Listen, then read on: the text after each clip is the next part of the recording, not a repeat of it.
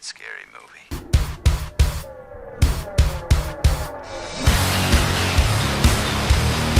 I'm a cop. If you try anything funny, I'll shoot you.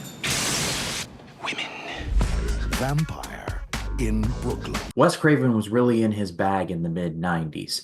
He closed the book on the franchise that he started with New Nightmare and opened up a new book in the form of Scream in 1996. But smack dab in the middle of those two game-changing films is Vampire in Brooklyn. What the actual hell was this?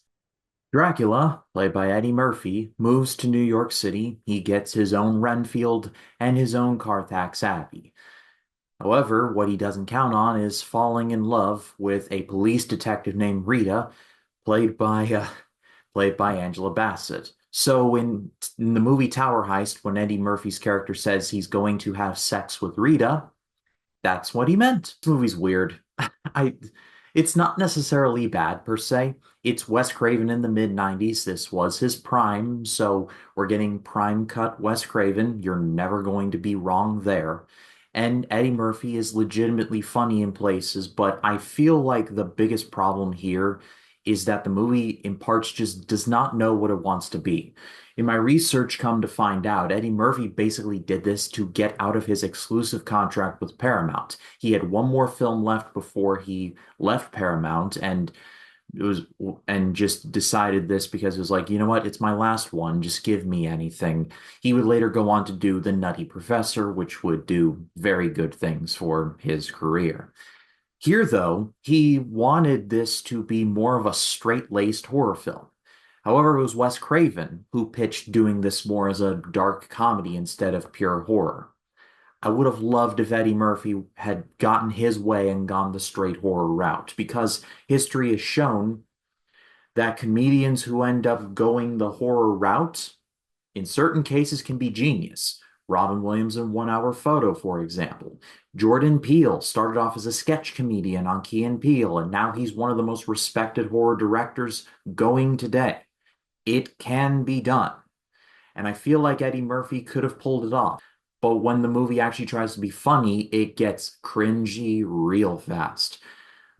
A couple scenes in particular basically lean into the bad side of Eddie Murphy's comedy, where it's not like he's reminiscing on going to get ice cream or or telling about a family barbecue. That's funny.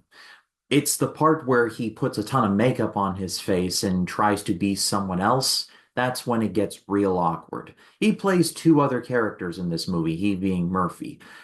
An Italian gangster named Guido, and I'm not sure how to feel about this. So I'm just going to present this photo and just leave it at that because I'm not touching that.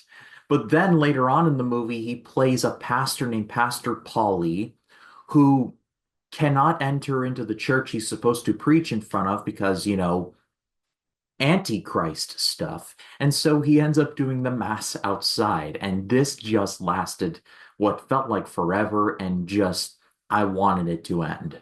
They try to make it work within the story of how, Dracula's fallen in love with this detective and he's trying to figure out a way to make that work. I understand that, but it just didn't work. And I was just sitting there thinking to myself, why couldn't it have just been like you're getting prime Wes Craven getting Dracula. Surely you can do better than this.